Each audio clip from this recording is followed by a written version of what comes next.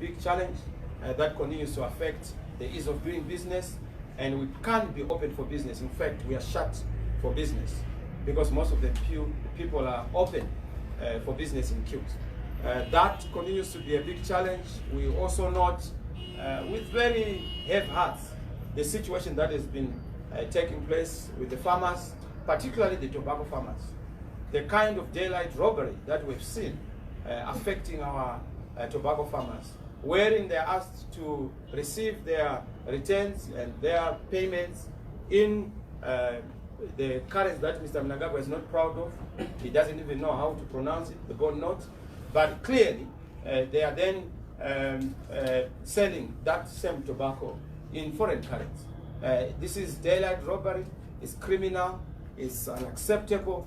We must give our tobacco farmers their dues and their rewards in foreign currency, because we are not selling tobacco in bond notes.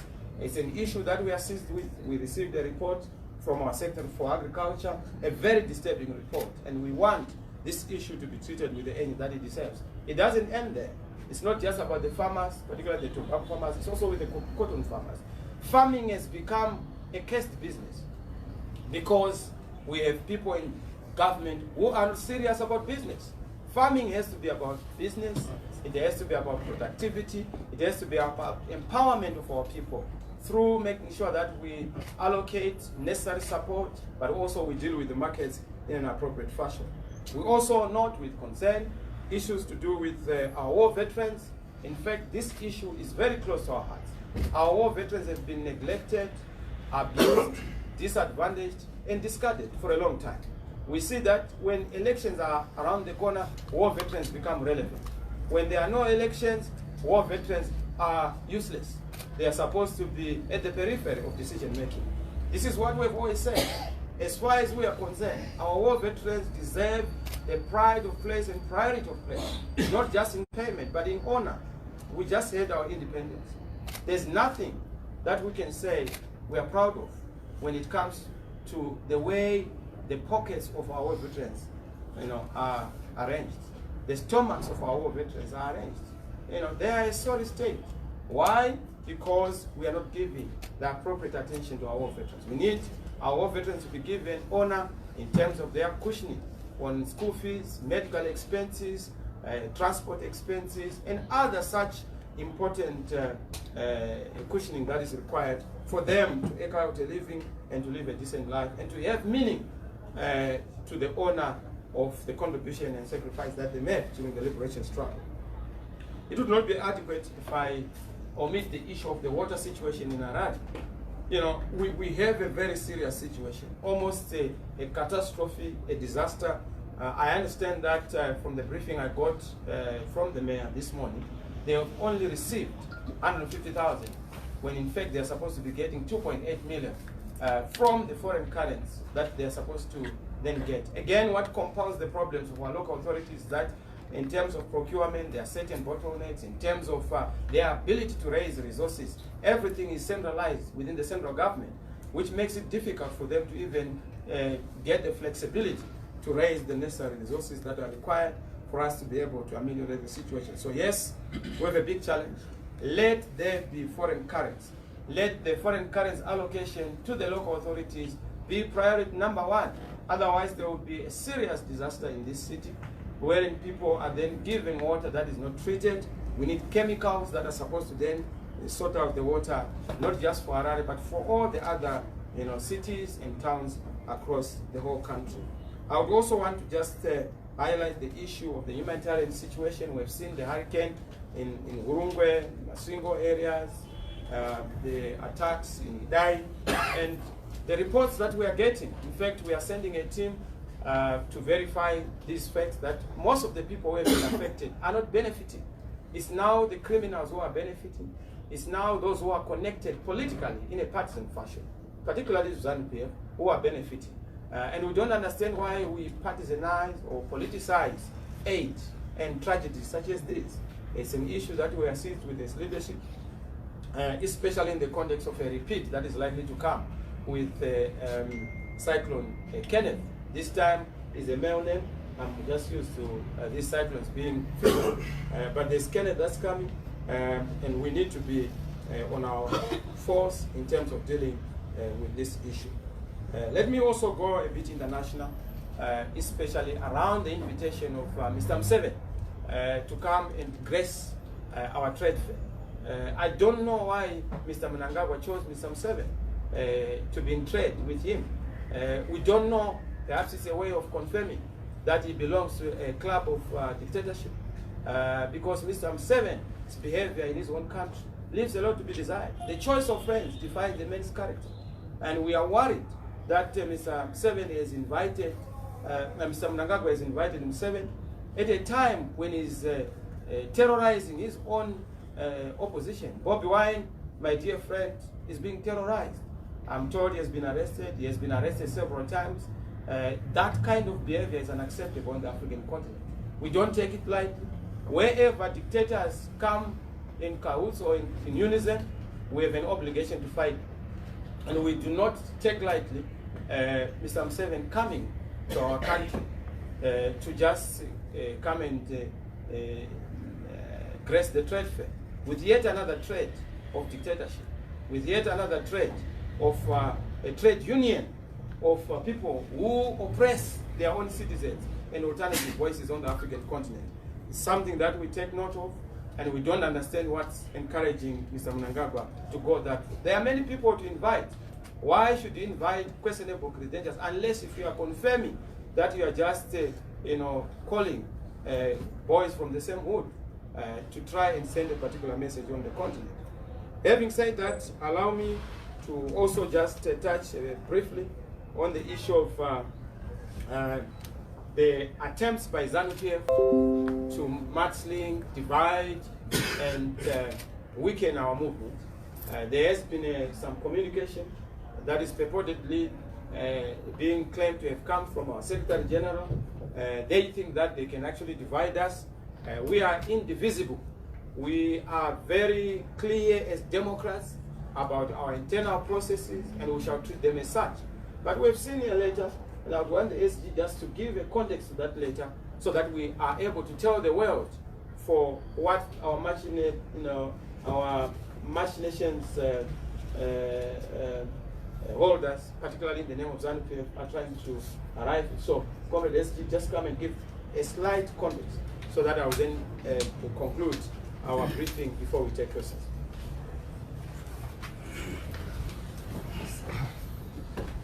Thank you very much, Mr. President. There was a letter, a strange letter that was delivered to these offices yesterday, and that letter purports to come from the office of the Secretary General. The letter seeks to incriminate, implicate certain members of the MDC as well as leaders. It accuses them of planning acts of sabotage, trying to bomb the resident minister's house and railway lines, as well as the fuel depot in Masasa. That letter is not from the Secretary General of the MDC's office. It's not from my office for the following reasons. The first one is that it has two separate logos, different logos on it. MDC has one logo. It also describes the name of the party as MDC Alliance. The name of this party is MDC.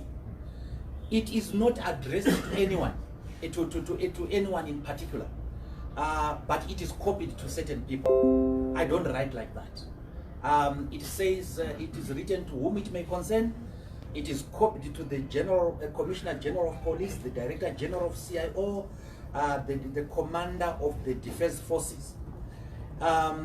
We can never address correspondence to no one. Here, what we do is we address correspondence to a particular office. It is also, as you shall see, unsigned. I always sign my letter.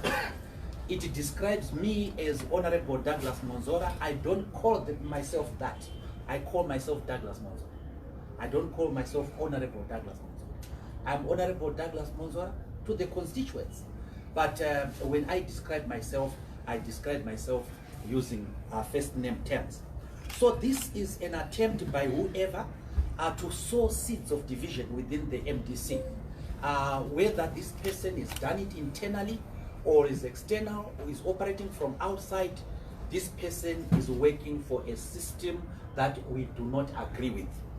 And I hope that my colleagues in the party, I hope that all the members, all the right-thinking members of the community must dismiss this letter as a mischievous attempt by whoever to score cheap political points. So for that reason, this letter, I have brought it to the attention of the leadership in the standing committee. I went with it to say there is a letter like this that was delivered strangely to my office yesterday. Unfortunately, the people to whom it was delivered did not record the name of the person who delivered it. It has a cell phone number that is not mine. So I don't know who this person is, but whoever they are, they will be unable to break my spirit as a Democrat fighting for democracy, B, the spirit of the MDC being a change agent in this country. It will not break that spirit. Thank you very much. Thank you very much, Comrade Secretary General. We just thought we needed to contextualize that letter, but also to say that the letter seems to be indicating that they are authentically informing and confirming that the violence that brought to the country was carried out by some of our party members, in particular the senior leaders. Clearly, this is the work of people who have been parroting on a propaganda line that the MDC had anything to do with the January disturbance. We have said it several times, that we don't organize things nicodemously, nocturnally, every night. If we have a demonstration, such as the demonstration we are going to be having in the country, that are peaceful, constitutionally permitted in terms of Section 59, we will always come out in the open to say, listen, that date, we are going to be carrying out this activity. So that we don't ambush our colleagues in ZANU-PF. We don't believe in guerrilla tactics. We did enough of that during the liberation struggle. Now it's time for us to indicate, in terms of the law, what has to be done. So clearly, this letter is meant to try and prepare the nation. We've seen it in the past, wherein they have used it to try and justify cracking down on the MDC, attacks on the MDC. This is not new, but we are clear that this is a machination we wanted to tell the world that at no point did we have this letter emanating from the corridors of the MDC. And they want to exaggerate what they perceive to be divisions in the party. There is no division in the party. There's diversity in the party.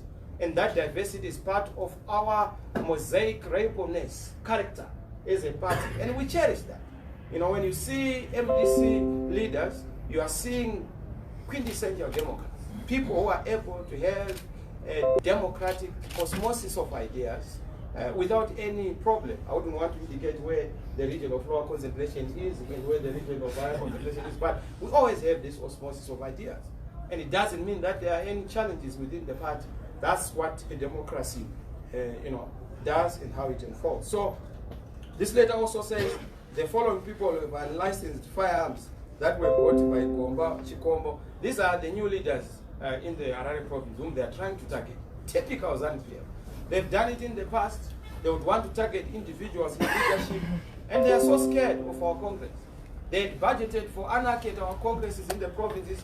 We've had all our 12 congresses without any serious problems, without any violence. And now that we've had peaceful, successful congresses at provinces, they want to try and invent lies, falsehoods, mendacity, meant to try and propagate yet again a lie that MDC is an organization that is anti-democratic. We are very democratic and we will not tolerate this. So yes, we've seen the list of names of our leaders that have been highlighted. This is nothing to do with the MDC, and we are ready for any kind of challenge that they may want to visit upon us. Having said that, I'm also sure if you have any questions, we are about to go to our meeting. It's very crucial to prepare for our national executive meeting on Friday to be succeeded by the National Council meeting on Saturday, which is almost an important meeting, preparing now post-nominations for the next phase in our democratic process and also for our Congress, but more importantly for the national struggle that we have because of the situation that I've already articulated. Thank you very much. Thank you. We can have questions. probably a few, and then if there are any.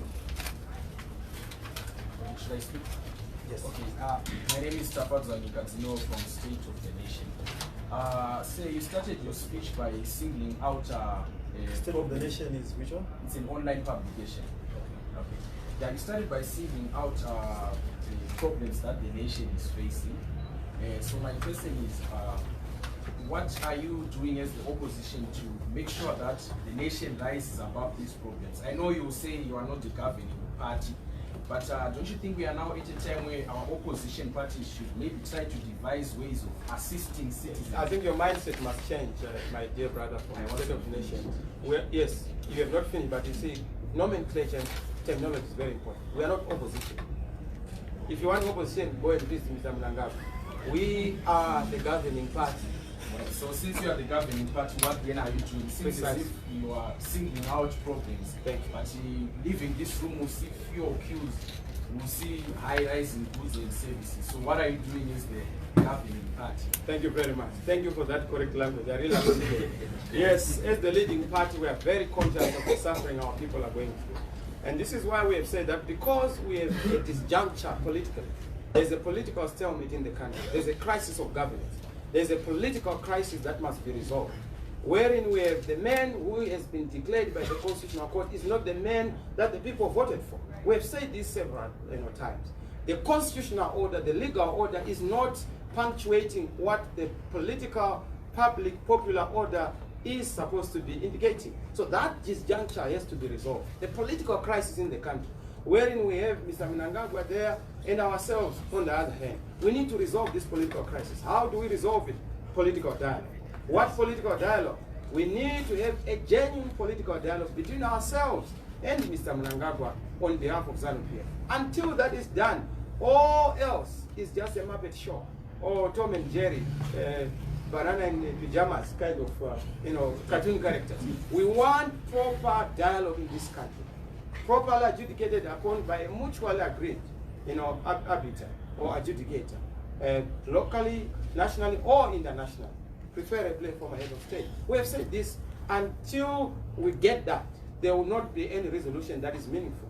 But not just political dialogue, we also need comprehensive reforms. Until we have comprehensive political reform, I've seen that they're trying to introduce Public Order and Security Act, a perfunctory, cosmetic, mascara, lipstick on a front. We want deep-seated reform in this country. Not this kind of thing where they're saying, no, you don't have to move around with an ID, so we've changed. We need agreed upon comprehensive reforms, not the kind of cosmetics we are seeing in POSA or just disaggregating IPA and you separate the bills into three. That is not the way to do it. Let's agree, let's have political discourse and dialogue so that we resolve these issues. And we have given Mr. Mnangagwa sufficient latitude to come together in dialogue, in peace, so that we're able to move our country forward. If they choose not to listen, we have a constitution in place to deal with stubborn people. And we will use the constitutional means to make sure that we tame the stubbornness. I hope I answered you. Thank you. Thank you very much. My name is Fimo Jabai from Snippets Post. Chamisa, you spoke about when I was doing a lot of things which are happening in the country. But I wanted to check to hear from you. I understand that the party is going for a month without paying salaries to these workers. So I wanted to hear from General Congress for leadership change. Are we not going to see problems? You are not understanding anything. You are saying you understand. It means that you are not understanding. Because your information is wrong. Yes, your information is wrong. But you have been sort of saying that you are not understanding anything. But to correct you, and I truly understand that you have been not paying workers for the past 11 months. My brother, I've told you that you are not understanding anything. If you doubt what I am telling you, you must come and confirm as an employee of our staff. We have our workers who are here present, fully catered for. So if you are imagining that we are like ZANU-PF that does not pay its employees, we are not like that. I've spoken to more than 20 workers. Yes, they must give you that information and go and confirm it with them.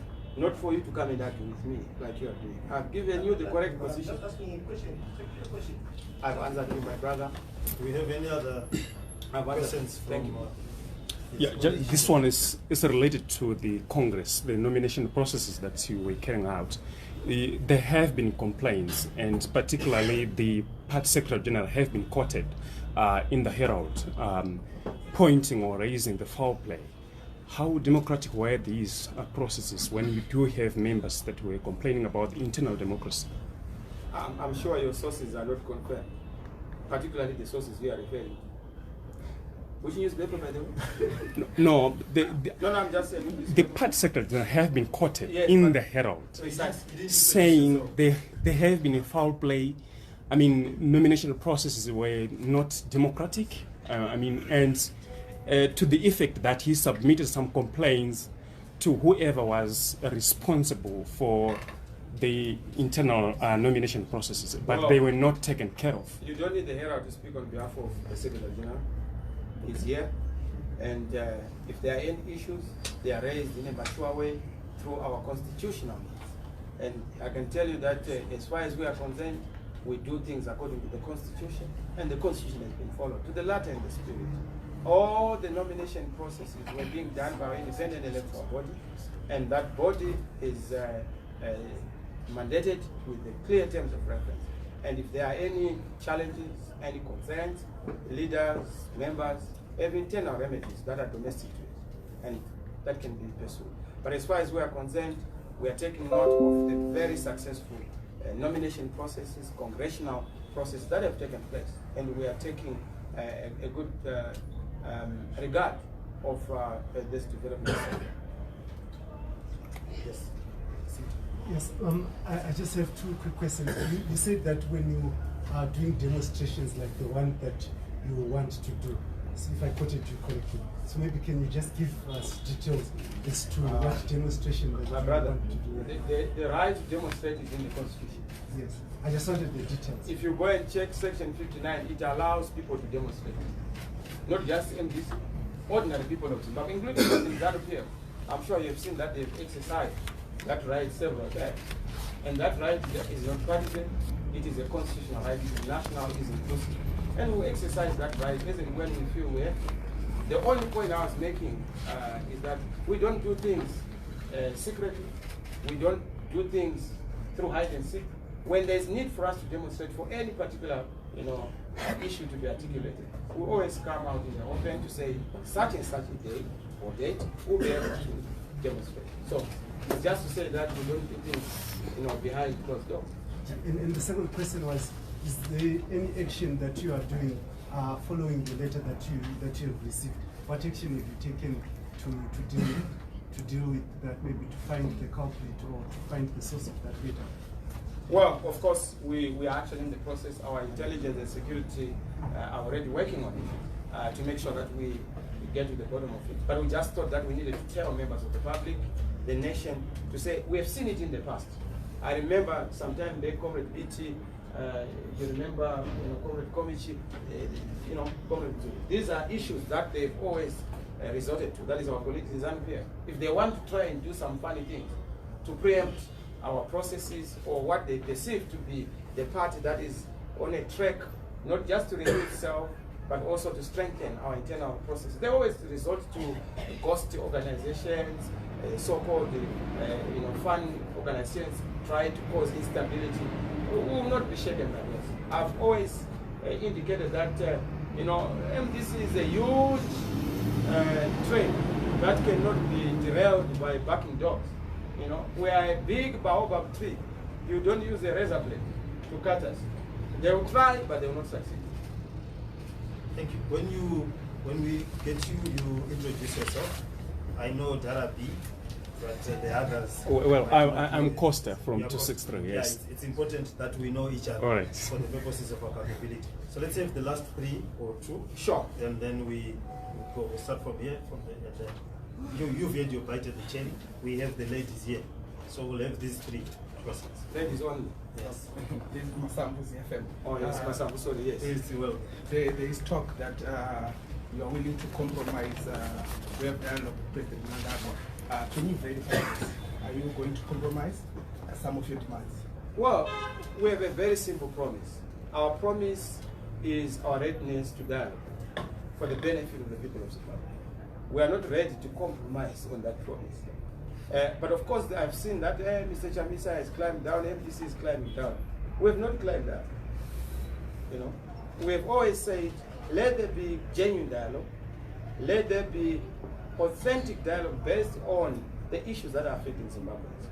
Not this kind of, rallies you see where Mr. Mnangagwa is pulling people whom he agrees with. Dialogue is for people who are not in agreement. We don't agree with Mr. Mnangagwa on issues that were taken to the Constitutional Court, determined legally. But politically, we still have to resolve certain issues around the election result. To close that chapter, there has to be dialogue, genuine dialogue. And that's what we have said. We continue to maintain that position. So don't worry about, we've climbed down, we've climbed up, we've compromised, we're dropping our demand. There's no demand, except to say, anytime I said it, I will say it, whoever say it, we are ready to meet with Mr. Mnangagwa on the pertinent issues affecting Zimbabwe. Why? Because most of the people who are being affected are actually MDC supporters and people who voted for us. If you look at the 70% of taxpayers are people who are MDC in the urban areas. We control 28 local authorities, cities and towns, out of the 32 in the urban areas. We are very present in the local, rural district council. We are in parliament in big numbers. We dominate the chambers of the cities. So we have a duty to also deliver to our constituents. But to be able to do that, it has to be a shared understanding of the nature of our crisis and also the solution that we must derive out of it. Thank you. I hope I've answered you, Mr. Masam. Thank you. Thank you. Wangai, I'm a freelance. Well, we have received reports from your political detainees being held at Chukwuemeka on the negligence that the party has exposed them to in terms of their welfare. What is your report on that? From the reports that we have received and from the research that we've done, because we went to visit them, they were saying that they have not been receiving aid from the party and even visits from the party for the past 6+ months, and that their families, they are suffering without receiving any help. Well, I'm also sure the ones you are referring to, but just recently, in fact, our Secretary General is the last one to have visited, because we have regular visits of the leadership to our various people who are detained. I'm not so sure what you are referring to, but you know of Comrade Last Maegam and Tungamira Mazorela. We have actually made a request through, lastly, the TTG, Comrade Wende and Comrade Monzora, to say we want some support around our educational scholarship. That's what we are dealing with. We are processing that. In fact, we are almost through with dealing with that. Oh, so you're almost through with that? Yes, that complaint on the scholarship that they want, yes, we assist with that. It's an issue that we are dealing with because we do understand. But in terms of negligence, you know that we always bring food as and when we can. But we are not the ones who are supposed to be making sure that in prison things have to work out in a particular fashion. In terms of their families which are left outside? Yes, we take care of the families in areas that we are supposed to take care of. You know, some of them have wives. Yes, that area is a difficult area, but we deal with the areas that are supposed to be there. Thank you so much, sir. The last one. Okay, my name is Elaine and I'm from the political department. You have condemned the invitation of President to the RTA because he's a dictator. How do you describe your relationship with the former dictator of Zimbabwe, Robert Mugabe? Because it seems you have been in contact with him a couple of times. I'm actually surprised that you are saying I've been in contact with him. My relationship with Mr. Mugabe is that he is one of the people who violated the rules of secrets of the vote by indicating that he was going to vote for us. We are not in the business, as I've always indicated, of choosing supporters or voters. The relationship is that one of a former president and an incoming president. That is the relationship. Beyond that, we have no relationship. I'm also sure what you are referring to when you say you have had formal contacts, you have been in touch more often than not. I'm sure if you look at it, I've not been able to even have a contact. I'd say I'm going to visit Mr. Mugabe as and when the opportunity arises. I've not had the opportunity to be able to visit him. I'm told he's not around or he's not well, and that's it. So why is your relationship justified, but a relationship with the Nangagwa is not? Well, look, you are saying he's a former president, isn't it? Yes, but he was a dictator. Well, you are obviously telling me that he was a dictator, which we all know, and I don't know why you would want me to then lump Museveni, who is a current incumbent president. If Mnangagwa truly represents the Second Republic, he must also show a break with the past, a break with the Mugabe politics of associating with people with questionable credentials, and that's the point we are making. But I'm actually surprised that you are trying to insinuate the fact that I have a relationship with Mr. Mugabe. Far from it. I've seen that relationship very flourishing in the Herald and in ZANU-PF headquarters. But beyond that, I don't know what they are donating their old men. But we've said, look, it's our duty as an incoming government to be inclusive. If you don't want your old men, you neglect them, we take good care of them. Not out of love, but out of our national duty to take care of every Zimbabwean, whether we agree with them or not. That is the relationship. Beyond that, there's no relationship. Thank you so much. I think that comes to... I see the young man once a second with the nice hairstyle, you know. The last one. Today, media reports were saying you are ready to meet face-to-face or one-on-one with President Emerson Mnangagwa. Can you please shed more light on that? Maybe give a set date or... No, there's no set date. I thought, I didn't see the substance of it, but I thought I answered it when I answered Mr. Masambo. We've said, look, it's not as if Mr. Mnangagwa is an enemy. Competition is not an enemy. You know, being on different sides does not mean that we should hate each other. In fact, our politics must graduate. We must be able to behave like soccer supporters who support the animals and Highlanders. Of course, though they clash at times, but the civilization we see is the one who would want to see in politics. People have to differ politically, but without necessarily being enemies. So we've said, let's discuss our issues so that we find a common way forward. I think that's a progressive way. If we are able to have dialogue to save lives, the better. Instead of losing lives to have dialogue. Like what happens in other countries, DRC, people lose lives in other jurisdictions, just for them to be able to dialogue. Why should we do that? Why can't we just come together as a people? After all, we share the same country. We share a lot of things. Why should we disagree? Thank you very much. Thank you. Okay. I think that's it for today.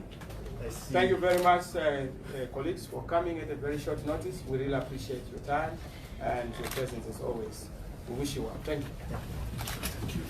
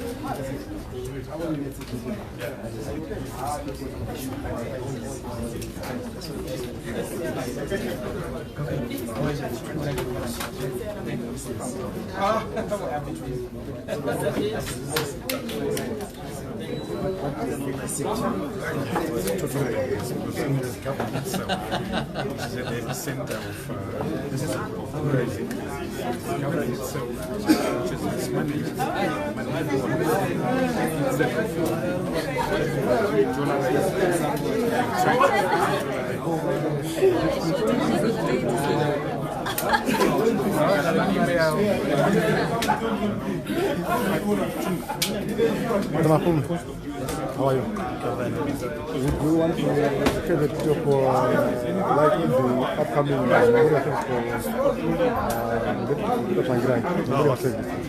details of the event. When is it? What of May? Yeah, 4 minutes. Yeah. Oh yes, there will be a memorial service for our late icon, Morgan Richard Changrai. There will be a memorial service for our late icon, Morgan Richard Changrai. It will be held at Umanikwa village, where he is buried. The whole party is in support. The family is in the lead in organizing. We as a party are going to be following up and supporting the family in honoring this great man who did a lot for Zimbabwe, in whose footsteps we are following. Okay.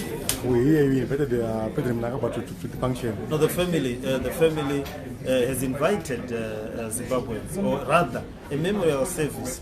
There is really no need for invitations. Those who wish to mourn and be in a memory with the particular individuals are open to come. We as a party are going, and I can only speak for the party.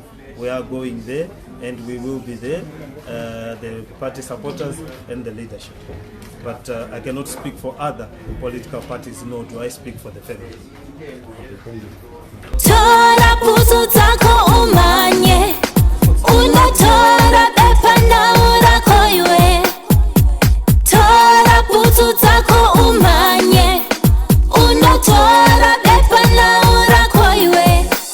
We fought to dance in this racing place, yeah Lord.